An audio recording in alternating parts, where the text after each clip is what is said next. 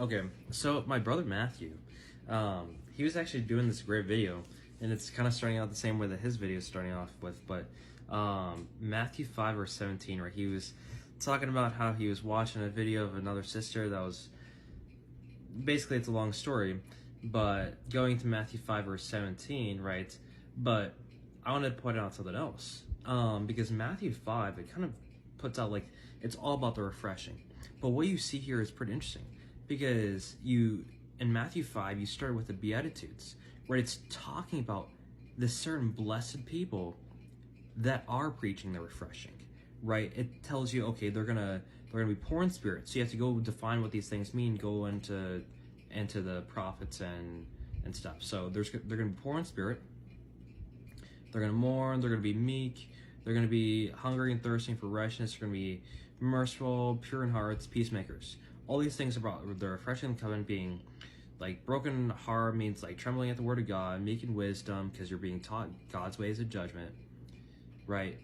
All these people, like, this is a specific group of people because they're going to be having all these qualities, right? And then how are they going to be preaching the refreshing? Well, they're going to be preaching it by this salt. So it's not going to be this smooth thing, but it's going to be salty, right? It's going to be a little bit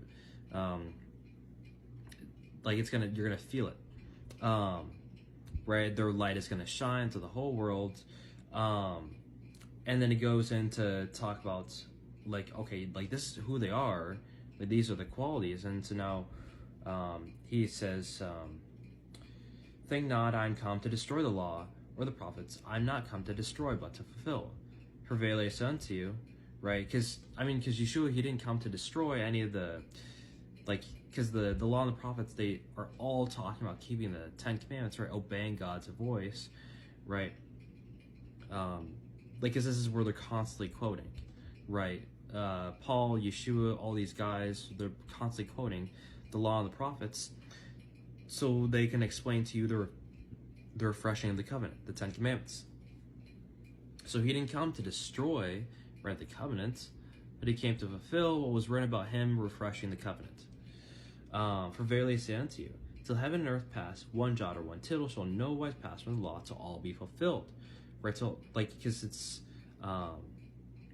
like even here, right, it's not about the little stroke of a pen, because you're gonna see, I guess he continues, right, well, you've heard, right, an eye for eye, tooth for tooth, but I say unto you, like, turn the other cheek, right? So it doesn't mean right here, like, one jot or one tittle shall no wise pass. It's not saying, okay, like, you're gonna still be keeping every little piece of the law and the prophets. No, because you have to go and read what was fulfilled, right? Because it's prophecy. These jots and tittles are parts of prophecy, not just these little strokes of the pen. Whosoever therefore shall break one of these least commandments shall teach men so, he shall be called the least in the kingdom of heaven. Right, and you have the whole Christian church, they're telling people to keep to break the 10 Commandments, and they're not keeping them themselves, right? They're going to be called least in the kingdom. And the definition of least in the kingdom you learn in Isaiah 66 verse 24, where they're going to be an abhorring unto all flesh, right? Because the righteous people that are written of, right, these blessed people, are going to be looking at them, right? Because those people are going to be keeping the Sabbath, and going to be looking at those that are not keeping the Sabbath, right? And they're going to be an abhorring unto all flesh, especially because they were doing Christmas, right, the one tree in the midst, and eating swine's flesh, right, back up in Isaiah 66 earlier on. But whosoever shall do and teach them, the same shall be called great in the kingdom of heaven.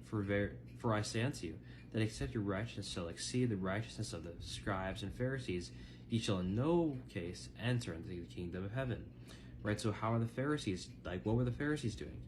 Well, they weren't keeping the covenant, and they were also, like, holding to their traditions to break the covenant, right? You learn this in Mark 7 and in Matthew 15.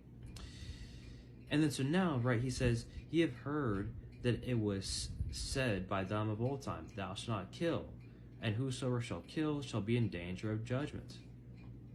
Right, but now Yeshua is refreshing, right, and he's magnifying the law, right? Isaiah 42 verse 21. For the Lord is well pleased for his righteousness' sake. He's going to magnify the law and make it honorable again, because there's nothing honorable about stoning and sacrificing. But there was this thing about loving your neighbor as yourself, which Cain didn't do, but instead he hated his brother and killed him, right? Because he was supposed to fulfill Leviticus 19:15-18, right? Don't hate your brother in your heart, like Cain, but instead rebuke them and don't suffer sin upon them, right? Because that's the sacrifice that God is well pleased with, as Hebrews 13:16 says. But I say unto you, that whosoever is angry with his brother without a cause shall be in danger of judgment, and who shall say to his brother, Raca, shall be in danger of the council. But whoso shall say, Thou fool, shall be in danger of hellfire. Therefore, if thou bring thy gift to the altar, and there rememberest that thy brother hath aught against thee, leave there thy gift before the altar, and go thy way. First be reconciled to thy brother, and then come and offer thy gift. Agree with thine adversary quickly, whilst thou art in the way with him, lest at any time the adversary deliver thee to the judge, and the judge deliver thee to the officer, and thou be cast into prison. Verily I say unto you, thou shalt be by no means come out thence till thou hast paid the uttermost farthing. Right, and so this is all about that one parable, where there's the person that's forgiven of much and the person that's forgiven of little, or no. Is that right? No. There's the parable of, what's it? The one guy who's forgiven of, like, a lot of money, and then he went to the person that was debting to him, it wasn't even as much in comparison, right, but didn't forgive him. And then so that guy that was forgiven was cast into prison until he paid the last mote, right? And this is all about, like, the acceptable year of the Lord, right? Letting the captives go free, right? And this is about the refreshing of the covenant. As Yeshua is quoting Isaiah 61 and Luke 4, right? It's like these good tidings when it's the acceptable year of the Lord. And so if you don't make that agreement quickly right with your adversary, right? If you don't preach them the refreshing of the covenant so that they can make peace with God, then you're going to be cast into that prison, right? Which is great tribulation, right? Until you have paid your price. You've heard that it was said by them of old time, Thou shalt not commit adultery. But I say unto you, that whosoever looketh on a woman with lust after her hath committed adultery with her already in his heart. Right, Yeshua, magnify the law. Right, if thy right eye offend thee, pluck it out, and cast it out from thee. For it is profitable for thee that one of thy members should perish, and not that thy whole body should be cast into hell. And if thy right hand offend thee, cut it off, and cast it from thee. For it is profitable for thee that one of thy members should perish, and not that thy whole body should be cast into hell. And yeah, Yeshua, he just continues to go on about these different things that he's refreshing or magnifying or whatever. Like magnifying the law, making it honorable again, whatever. Like he goes on to love your enemies, bless them that curse you, and blessing. Yeshua came to bless you by turning you away from your iniquities, right? By fulfilling the royal law.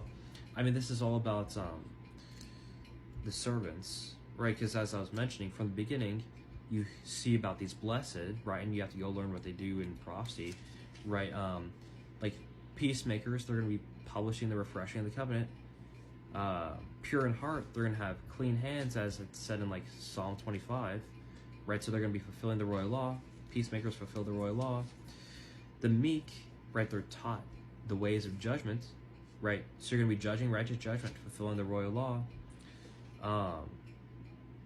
Merciful, showing mercy, right? The mercy is the covenant, right? In Hosea 6:6-7, right? Merciful, they're going to be showing mercy. So again, it's fulfilling the royal law. Like all of them are about fulfilling the royal law, right? All these blesseds are about rebuking sin, right? And the Christian church isn't doing that. And then therefore, right, you also don't see the Christian church getting persecuted for righteousness' sake, because they aren't even keeping God's righteousness. And it'll be our righteousness if we observe to do all his commandments. And then so that's why John, I don't actually remember where that is, but it says like what, let no man deceive you, for he that does righteousness is righteous, even as he is righteous.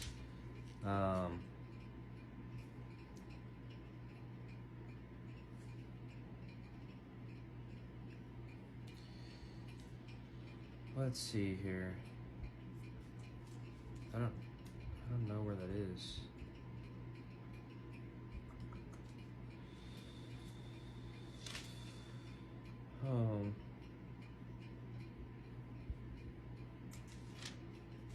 Yeah, I don't remember where that is. But yeah, anyways, that should be enough. Matthew 5, it's all about that certain group of people that are rebuking sin and then are persecuted for righteousness' sake, and it tells you all about these different things that are refreshed. And I mean, the whole Bible, the whole New Testament, everything, it's about this refreshing of the Ten Commandments. And it just the Christian church didn't see any of it, right? Because they don't have the Holy Spirit, which is only given to those that obey.